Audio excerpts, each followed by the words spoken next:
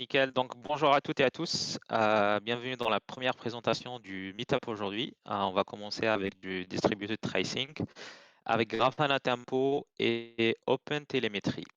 Euh, donc, moi, je suis Abdelkrim, je suis basé en région parisienne. J'aurais aimé être avec vous physiquement s'il y avait un event physique, mais bon, pour l'instant, on va faire à distance. Donc, je gère l'équipe de Solution Engineering chez Grafana Labs en Europe centrale et sud. Avant ça, je fais pendant 10 ans du solution architecture autour des plateformes de données d'une manière générale. Donc, je travaille chez Cloudera et Hortonworks sur des plateformes big data avec un focus sur des technos de streaming comme Kafka et Flink. Ensuite, j'ai fait un peu de temps chez Imply et donc aujourd'hui, je suis chez Grafana Labs. Et j'adore tout ce qui est open source d'abord. La plupart des technos sur lesquels je travaille, c'est des technos open source. Ça sera le cas aujourd'hui pour Tempo, ce qu'on va voir après. Et, euh, et voilà, j'aimerais bien participer aux différents meetups, blogs et talks pour évangéliser cette technologie-là. Donc un petit mot sur Grafana Labs, la boîte avec laquelle je travaille aujourd'hui. Je pense que plus ou moins tout le monde connaît l'outil Grafana. C'est vraiment l'image de marque de la boîte. Donc on est les développeurs de l'outil Grafana.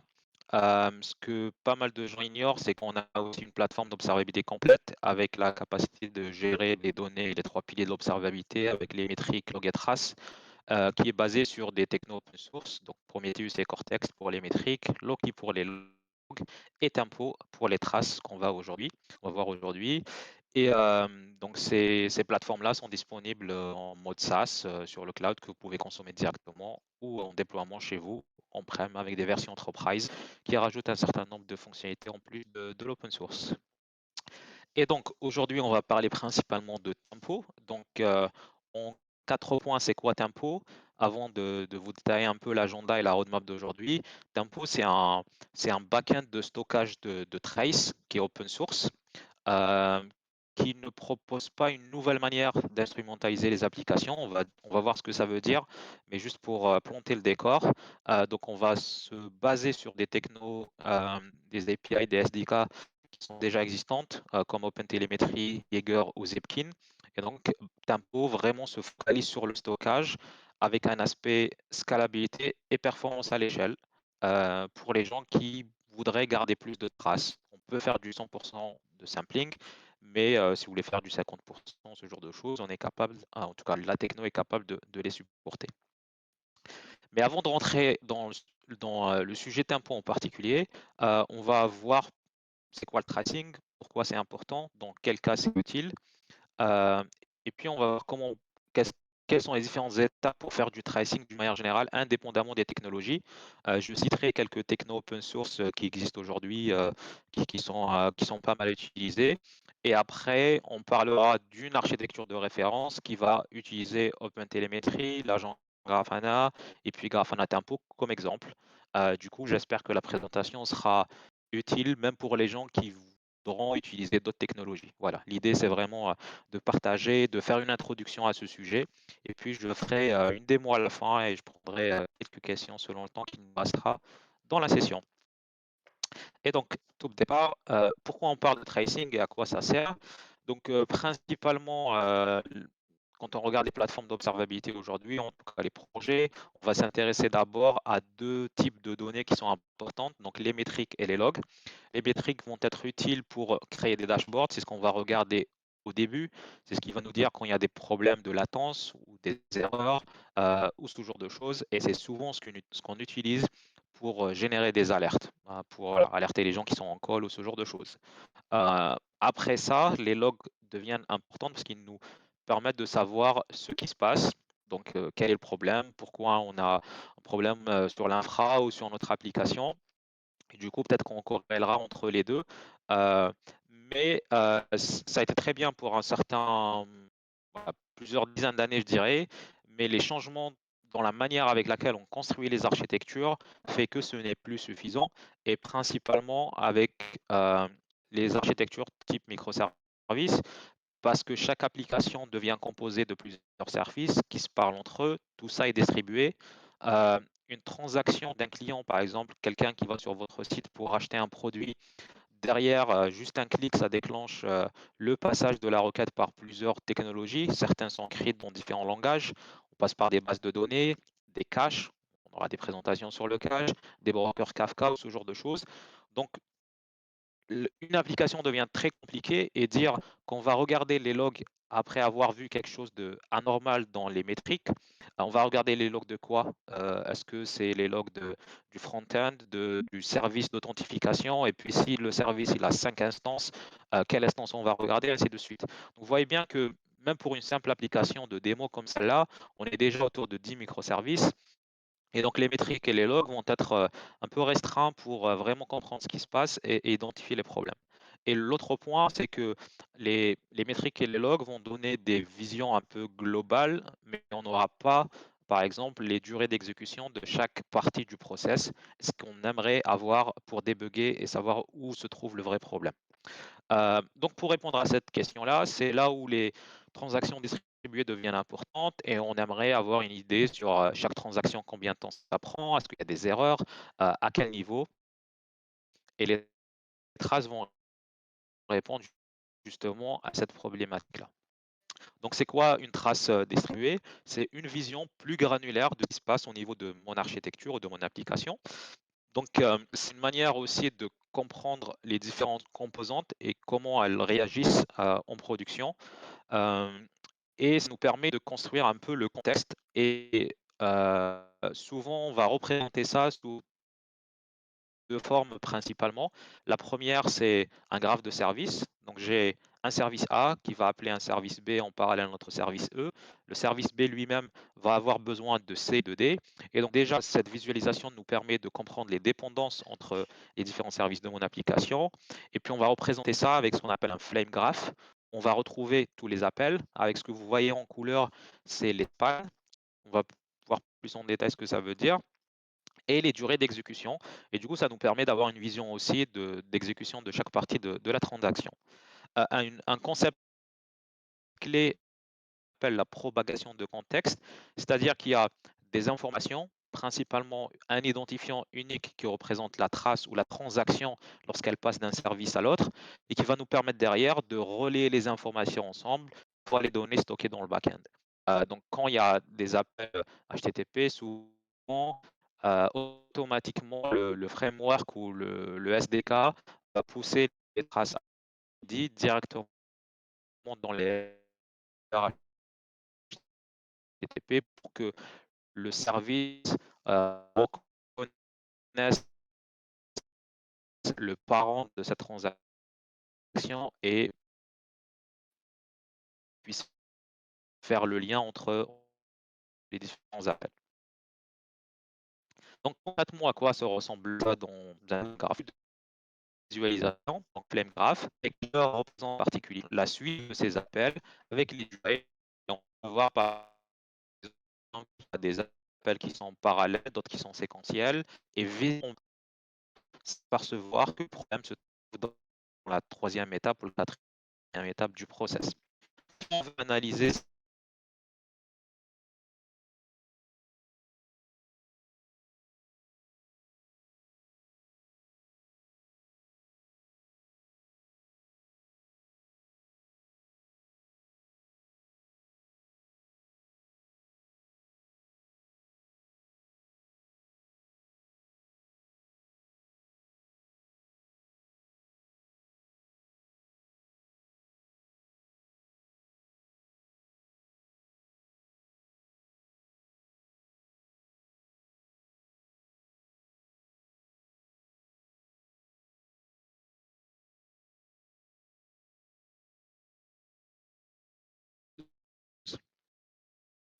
ce qu'on va rajouter ensuite, c'est l'ensemble des métadatas qui vont décrire le process qu'on est en train de regarder, trace.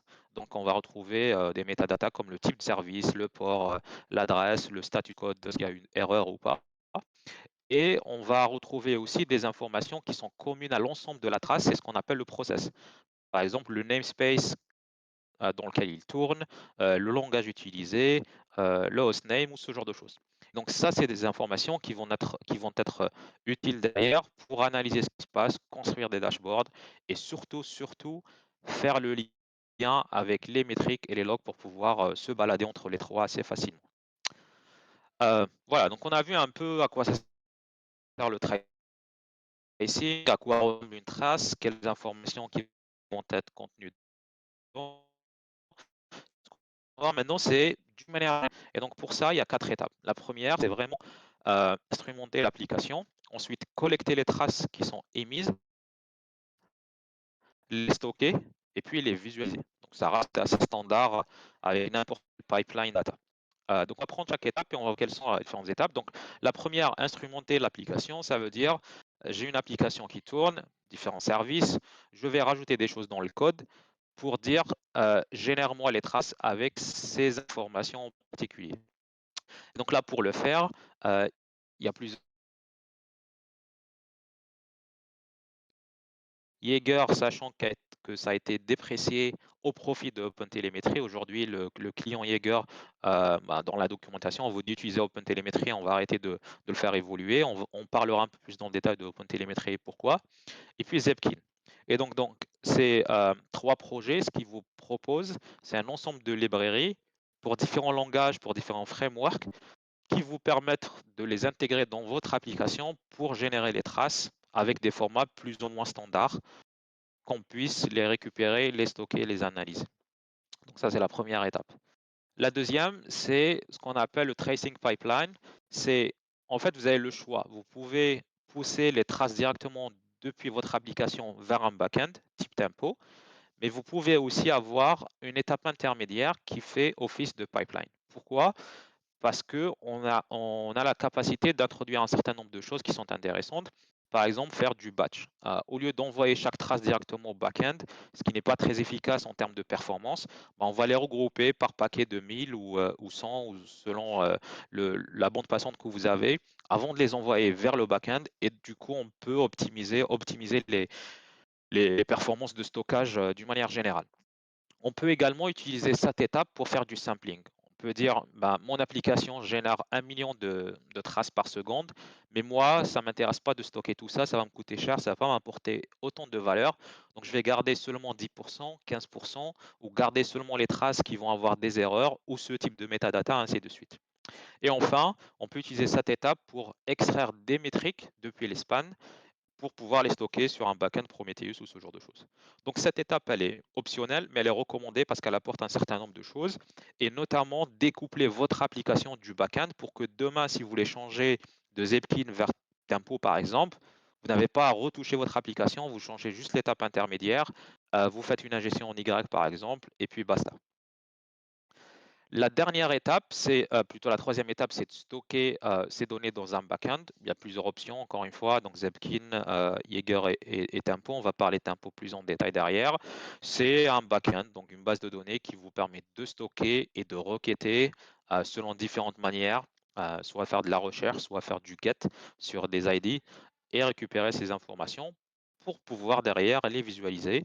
Donc il y a des technos qui viennent avec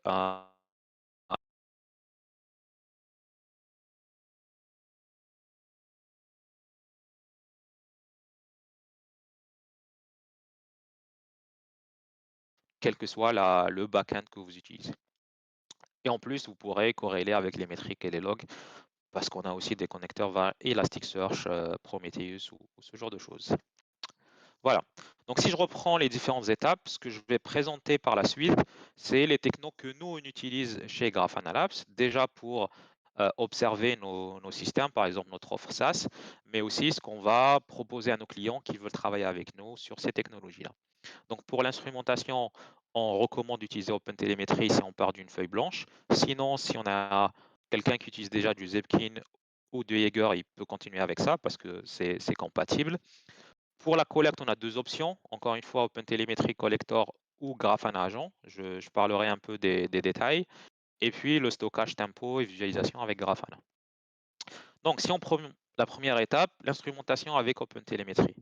Déjà, c'est quoi OpenTelemetry? C'est un standard. Donc, la manière la plus simple de le décrire aujourd'hui, c'est un standard qui nous permet de collecter toutes les données de télémétrie métrique, log, trace ou autre, avec des formats standards et sans être dépendant d'une solution, d'un éditeur en particulier, de sorte que demain, si je veux changer de solution, je n'ai pas à revenir sur mes couches de collecte de données, d'agents ou ce genre de choses. Je peux juste changer la destination sans avoir à retoucher tout. Donc concrètement, c'est quoi? C'est beaucoup de choses. Je vais me focaliser, on est dans un contexte de tracing. Donc les trois choses qui sont les plus importantes pour cette présentation sont d'abord une spécification, donc une description claire des formats de données, des API, qu'est-ce qu'elles doivent implémenter ou pas. On a des librairies donc, qui sont des implémentations de ces spécifications qu'on peut utiliser, qui sont créées par la communauté, qui sont disponibles, qu'on peut enrichir, qu'on peut utiliser directement. Et puis, un pipeline qui est formalisé à travers une sorte d'agent qu'on appelle le OpenTelemetry Collector. Donc, d'un très haut niveau, OpenTelemetry nous permet d'être indépendant des solutions sur lesquelles on va stocker. Voilà, aujourd'hui, j'utilise, je ne sais pas, du Splunk, je veux passer sur de l'Elastic ou Datadog, je passe sur Dynatrace. L'idée, c'est que le changement se fait au niveau du stockage à la fin et je n'ai pas besoin de revenir sur toutes les couches, retoucher mes applications, redéployer tous les agents, changer les configurations. Donc, c'est une démarche d'indépendance par rapport aux éditeurs. Et tous les éditeurs aujourd'hui sont plus ou moins forcés de suivre ça parce que ça devient un standard et une norme. On a une grosse communauté derrière qui pousse. Donc, si vous voulez vous mettre au tracing, ça sera forcément un sujet qui va revenir et forcément quelque chose que vous allez opter de choisir. Juste un bémol, c'est un projet qui est en cours d'évolution. Certaines parties sont aujourd'hui matures, notamment les traces. C'est le type de données avec lequel le projet OpenTelemetry a démarré. Les logs et les métriques arrivent. Ils ne sont pas encore matures, il y a beaucoup de changements d'API, mais voilà, la communauté travaille pour stabiliser cette partie-là. Donc voilà, juste pour que vous sachiez un peu où est-ce qu'on est à chaque fois. Et tout est bien décrit sur le site. Donc la deuxième partie, je parlais des langages. Donc OpenTelemetry propose des SDK pour pouvoir instrumenter n'importe quelle application écrite dans la plupart des langages, je dirais, modernes qu'on utilise aujourd'hui et les frameworks. Donc il y a deux manières de faire. Donc on a ce qu'on appelle l'auto-instrumentation. Donc si vous avez utilisé de l'APM dans le passé, ça s'approche plus de ça en termes d'agents, c'est-à-dire je vais avoir un changement minimal de mon code et de mon application pour que je puisse générer ces traces. Donc dans certaines situations, on peut le faire sans toucher l'application, notamment avec Java, parce qu'on arrive à se brancher au niveau de GVM, faire de l'injection de bytes et puis faire que tout ça nous génère les traces dont on a besoin. Dans d'autres cas, il faudra importer des librairies, peut-être recompiler votre application pour qu'on puisse générer ces traces. Par contre, ce qui est intéressant, c'est qu'on ne va pas toucher au code, la partie business de votre application. Ces SDK sont capables d'identifier des événements clés, par exemple parler à une base de données. Ils vont automatiquement générer toutes les informations nécessaires. Donc moi, en tant que développeur, ce que j'ai à faire, c'est rajouter les dépendances dans mon code, bien sûr choisir la bonne librairie framework, des fois il y en a plusieurs, rajouter les dépendances dans mon code et puis configurer le contexte. Donc, quel est le nom du service, quel format je veux générer, OpenTelemetry versus Zepkin par exemple, euh, à quelle adresse je vais envoyer les informations, vers le stockage directement ou un collecteur, ce genre de choses. Donc ça, c'est très bien pour démarrer à faire du tracing distribué. Ça vous permet de répondre à 90% des besoins, je dirais, mais ça reste sur de types de transactions d'informations qui sont plus ou moins génériques au niveau du framework.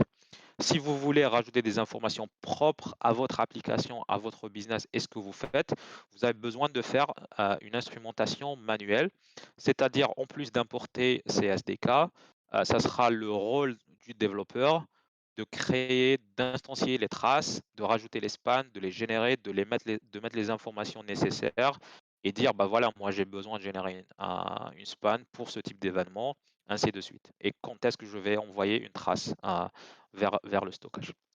Donc il y a beaucoup plus de travail à faire de ce point de vue. OK, supposons que j'ai mon application, j'utilise OpenTelemetry, j'ai mes traces qui sont générées. comme on a dit, il est recommandé d'utiliser un collecteur avant de pousser directement vers le back-end. Et donc, on a deux options ici. Le projet OpenTelemetry vient avec ce qu'on appelle le Hotel Collector. Donc, vous pouvez le voir comme un proxy ou un agent qui est capable de recevoir plusieurs types de formats et parler plusieurs protocoles, par exemple du Kafka, du HTTP, du gRPC, à travers des modules qu'on appelle receiver, et d'exporter les données vers d'autres solutions. Pareil, sous différents protocoles, différents formats. Par exemple, je peux ingérer des événements depuis Kafka en JSON et je vais exporter ça sous format de requête remote write sur Prometheus ou OpenTelemetry. Et entre les deux, vous avez plusieurs opérateurs qui vous permettent d'enrichir les informations, rajouter des attributs, filtrer les données, batcher les événements, comme on disait tout à l'heure. Et du coup, vous avez cette couche-là qui vous permet de découpler votre application avec la logique que vous utilisez pour gérer les traces. Et donc, c'est assez intéressant. Vous avez une autre option qui est le Grafana Agent. En fait, le Grafana Agent, c'est un packaging du collecteur OpenTelemetry, en tout cas une version réduite avec autre chose, avec notamment un Prometheus sans la time series database. Donc, on garde les fonctionnalités de service discovery, de scrapping, de remote write, et aussi un Promptail pour gérer les logs Loki. Donc, c'est intéressant pour les gens qui veulent faire du tracing, sachant qu'ils collectent déjà les métriques et les logs et qui voudraient simplifier leur architecture de collecte de données. L'agent va proposer aussi un certain nombre de fonctionnalités supplémentaires qu'on ne va pas retrouver dans le collecteur OpenTelemetry nativement. C'est des choses qui pourraient venir dans le futur, mais en tout cas aujourd'hui, si vous êtes intéressé par l'une de ces fonctionnalités, vous pouvez le faire. D'abord, et le point le plus important, c'est de faire du sampling avec différentes manières. On peut faire ce qu'on appelle du tail-based sampling, c'est-à-dire on va prendre la décision de garder une trace ou pas dès la création ou dès le début. Donc, c'est très intéressant pour avoir des choses efficaces, mais des règles simples. Par exemple, je vais dire, je vais garder 10% de mes traces. Donc, pour cela, je vais utiliser du tail-based sampling. Si vous voulez faire des décisions un peu plus intelligentes, vous aurez besoin du head-based sampling, c'est-à-dire je vais recevoir toutes les spans d'une trace et à la fin, je vais décider est-ce que je vais la garder ou est-ce que je vais la jeter. Par exemple, je vais garder seulement les traces qui vont avoir une durée complète de bout en bout supérieure à 500 millisecondes ou qui vont avoir une erreur de ce type-là ou ce tag. Et du coup, on a besoin de bufferiser un peu les spans jusqu'à la fermeture de la trace pour décider à ce qu'on la garde, donc stocker dans le back-end ou bien la rejeter. Donc l'agent permet de parler plusieurs formats comme pour OpenTelemetry. On peut faire de l'autologging, c'est-à-dire chaque span qui passe, on va générer une ligne de log qu'on va stocker et qui va nous permettre de retrouver les informations avec un workflow de debugging en passant par métrique, log et ensuite trace. L'agent vous permet aussi d'observer le trafic qui passe et d'en extraire, en tout cas d'en générer des métriques qui peuvent être stockées sur Prometheus. Par exemple, la durée moyenne des appels sur une API particulière ou un endpoint en particulier. Et enfin, on peut utiliser le service discovery de Prometheus dans un environnement Kubernetes, par exemple, pour extraire les informations type namespace et les rajouter automatiquement sous forme de tag. Encore une fois, ça vous permet de faciliter le lien entre métrique, log et trace. Donc, dans quel cas utiliser l'un ou l'autre? Gérer Grafana Agent, il est intéressant quand vous voulez avoir cette vision globale avec métrique, log et trace et peut-être les collecter avec un seul agent. Et vous avez besoin d'aide voilà, sur l'implémentation de l'une de ces fonctionnalités ou utiliser le MChart ou l'opérateur ou ce genre de choses. L'OpenTelemetry Collector, il est super intéressant si vous l'utilisez déjà ou si vous voulez avoir la main sur tout ce qu'il y a autour, dans toute la chaîne et vous voulez développer vous-même vos solutions en top de ça. Voilà, donc là, on a vu la génération des données, la collecte et maintenant, on va les stocker dans Tempo. Donc, pourquoi on a développé Tempo? C'est en fait chez Grafana Labs, on a donc, comme je disais, un service manager et on a besoin de traces pour comprendre et débugger quand il y a des problèmes. Voilà, quand la solution métrique elle est trop lente, on veut comprendre où est-ce que ça pêche et du coup, on a besoin des traces distribuées de nos différentes applications. Et donc, on a commencé avec Jaeger. Il faut savoir que Jaeger derrière, même si c'est un back-end, il n'a pas de stockage en soi, il va utiliser un cluster Cassandra ou Elastic ou Kafka pour le stockage des données. Et donc, c'est des solutions qui sont coûteuses à maintenir à large échelle parce que voilà, les technos qui sont derrière sont aussi compliqués, il faut avoir les compétences, il faut mettre l'infra en face. Et à cause de ça, on s'est retrouvé obligé de simpler, de garder seulement une partie très restreinte de nos traces. Et quand on avait des problèmes en production, souvent on ne trouvait pas la trace correspondante parce qu'elle a été rejetée. Et donc on a développé Tempo qui va nous permettre de répondre à cette problématique-là avec une technologie assez simple en termes d'architecture et qui permet de stocker l'ensemble des traces sans que ça coûte bien sûr super cher, mais on n'a pas besoin de refaire la roue et on va utiliser des standards comme OpenTelemetry, Eger et Zepkin. On va se baser sur ça. Et donc pour le faire, il y a deux principes de base. Premièrement, l'architecture. Si vous avez utilisé Loki ou Cortex, on va se retrouver avec quelque chose qui est semblable. Donc c'est une architecture en microservices. On va avoir un chemin d'écriture, un chemin de lecture qui sont séparés pour permettre de scaler l'un ou l'autre. Et toutes les données vont être stockées sur un object storage, S3 ou autre. Et du coup, ça nous permet de réduire les coûts. Donc, il n'y a pas d'index, il n'y a pas de machines très puissantes qui sont nécessaires. Et donc, on arrive à gérer toute la scalabilité avec cette architecture microservice. Et donc, réduire le coût. Donc, ça, c'est le premier principe. Ce qu'on va faire après, c'est on est, quand on utilise les traces dans un contexte d'observabilité, on a souvent déjà des métriques et des logs qui sont stockés et indexés. Donc, on est parti du constat, pourquoi on réindexait toutes les données des traces? Ben, on va les stocker en tant que telles. On va avoir une solution qui nous permet de faire des lookups, donc avec des identifiants de traces. On va éviter de les indexer et on va utiliser les métriques et les logs pour découvrir les traces qui nous intéressent. Et dans ce cas-là, ce que moi, en tant que SRI, ce que je vais faire, c'est que je vais commencer à regarder mes métriques et logs. Et à un moment, quand il y a une log qui m'intéresse, qui montre qu'il y a un problème, bah, mon application, elle va mettre la trace à l'intérieur. Grafana est capable d'extraire cette information et ça va me faire un lookup dans le backend de trace. Et du coup, j'arrive à accéder directement à la trace qui m'intéresse. Pareil pour les métriques, avec ce qu'on appelle des exemplaires, je vais afficher mes graphes et je vais sélectionner un certain nombre de traces qui sont intéressantes parce qu'ils sortent un peu de la norme et je vais les afficher sur le graphe. Et du coup, moi, je pourrais les voir et je vais voir directement sa trace et je vais faire un get avec cet identifiant et je vais avoir directement l'information qui m'intéresse. Donc, ça nous affranchit du besoin voilà, d'indexer tout ça. C'est les premières versions de Tempo, ça nous a permis d'implémenter énormément de cas d'usage et répondre à plusieurs besoins. Mais on a voulu aussi aller un peu plus loin. Et donc, depuis, je dirais, 2-3 versions, on a commencé aussi à faire de l'indexation des données. Donc, la première étape, c'était d'indexer les données chaudes, donc des 15 à 30 dernières minutes, qui sont toujours dans les ingesters. Si vous vous rappelez l'architecture microservice, on avait un service qui s'occupe de l'ingestion des données, qui va garder les données en mémoire écrivant sur un wall avant de les pousser sur le stockage S3 pour optimiser les performances. Et donc, on va utiliser les informations à ce niveau pour créer des index et pouvoir aller rechercher des traces avec des tags, avec des durées pour dire donne-moi toutes les traces qui ont une durée supérieure à 1 seconde ou ce genre de choses. Et donc, ça nous permet aussi d'implémenter de nouveaux cas d'usage pour aller rechercher les traces directement et non pas utiliser les logs et les métriques.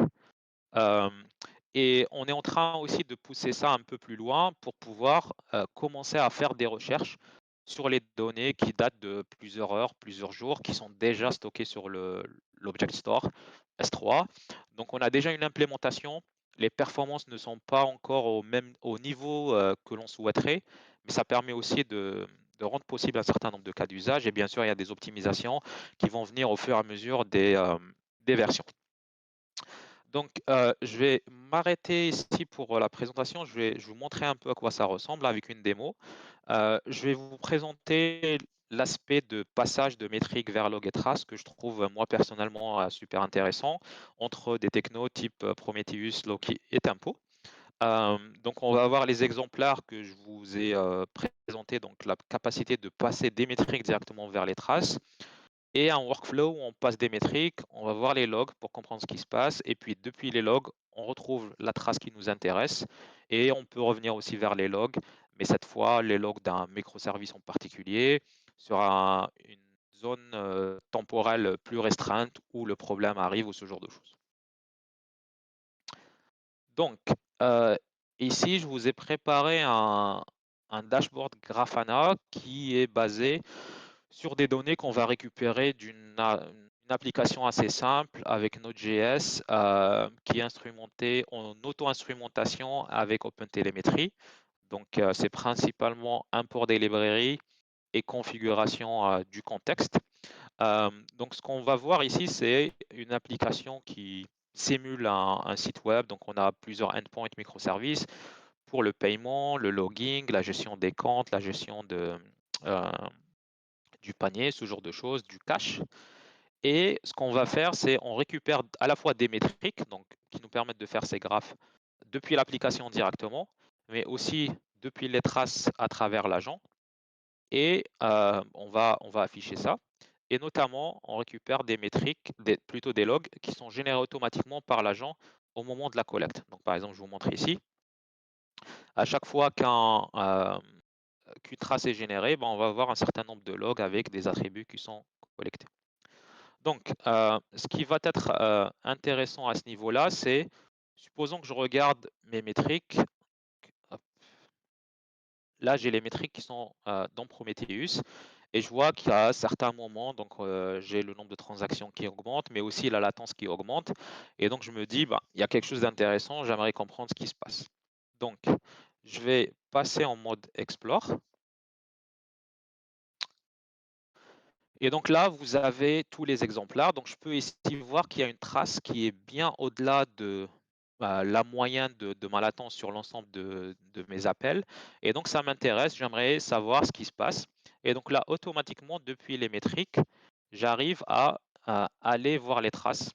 Et donc là, ce que vous pouvez voir ici, c'est un appel directement avec le Trace ID qui est récupéré depuis le graphe à travers les exemplaires pour qu'on puisse voir l'ensemble des spans qui sont générés par cet appel-là.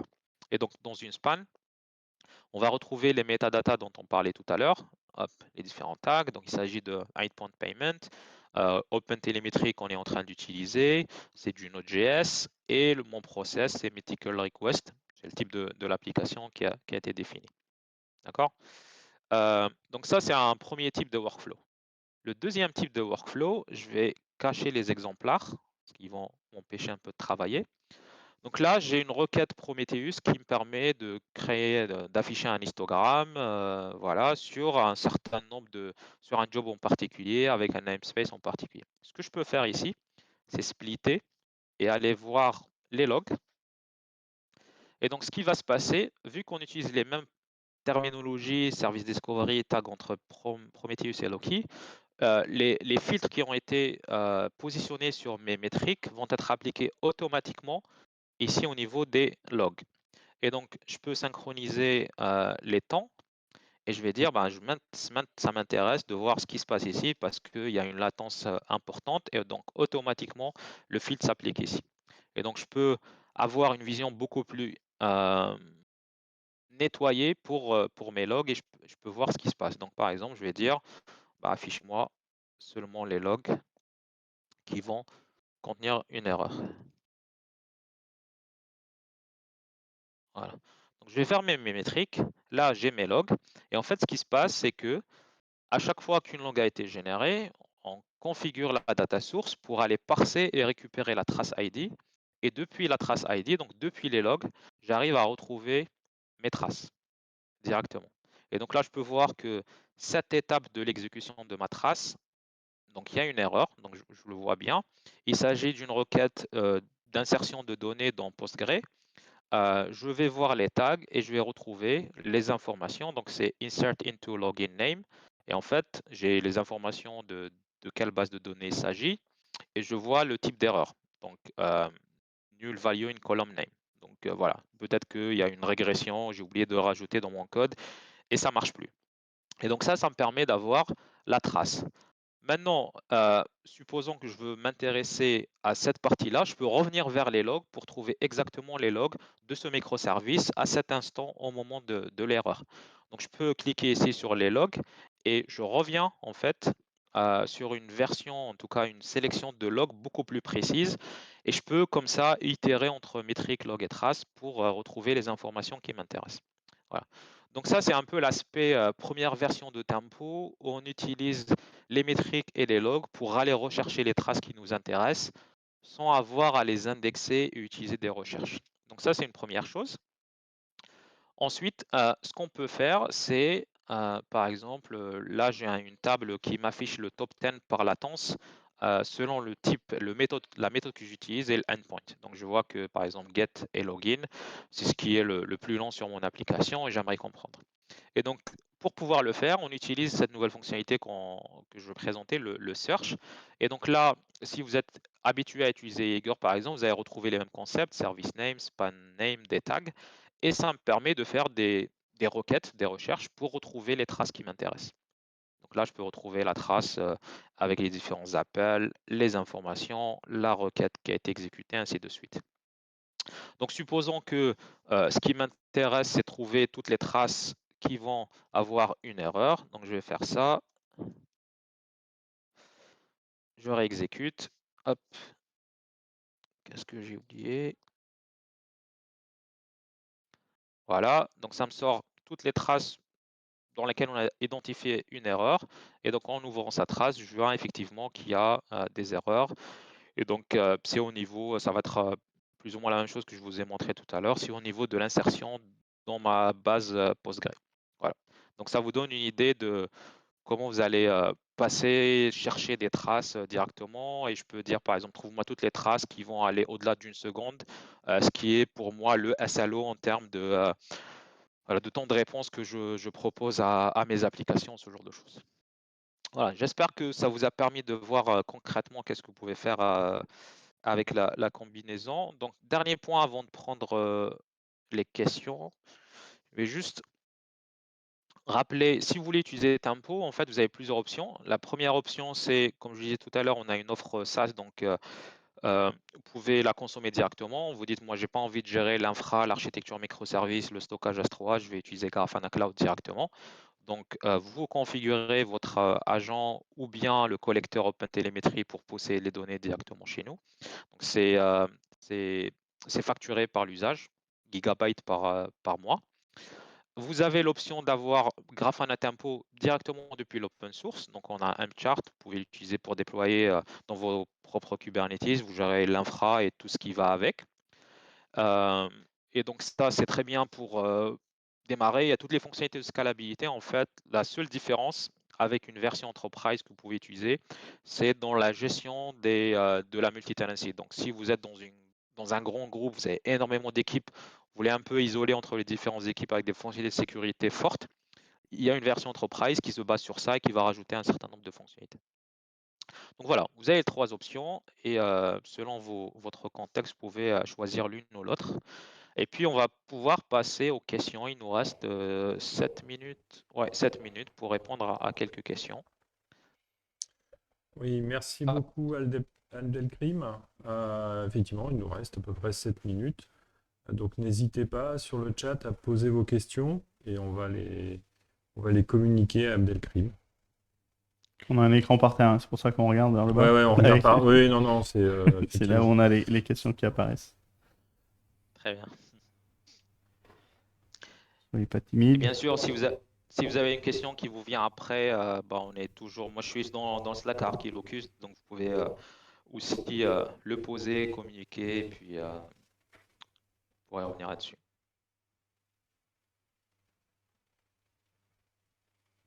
Donc on va te transmettre juste des bonjours et des hello, Abdelkrim, pour l'instant. Et puis Ça marche, il y bonjour. a un bot aussi qui nous parle, mais n'hésitez pas, parce que bon, effectivement, pas de questions, c'était clair, merci. Donc merci effectivement de faire le feedback. Ça prend Super. combien de temps pour mettre en place une première mesure avec un collecteur? Si vous utilisez l'auto-instrumentation, c'est très rapide. Comme je disais, en gros, ce qui va prendre un peu plus de temps, c'est peut-être rechercher, trouver la bonne librairie. Selon le langage que vous utilisez, il peut y avoir plusieurs options. Donc, une fois que vous décidez sur quelle librairie vous partez, l'intégration est assez simple. Donc voilà, c'est des imports principalement, c'est des configurations de contexte et derrière, tout est automatisé pour vous, la génération des traces. Maintenant, si vous voulez faire de l'auto-instrumentation, ça dépend du code et de vos compétences sur le langage et le SDK choisi. Donc on avait une précision avec Java. Savoir, est-ce que tu peux nous dire effectivement Java, c'est super simple en fait. Il y a un agent que vous pourrez rajouter quand vous lancez votre application. Vous passez ça en variable d'environnement et il s'occupe de tout faire. Donc c'est très bien documenté sur le site, le GitHub de OpenTelemetry. C'est le plus simple à démarrer. Donc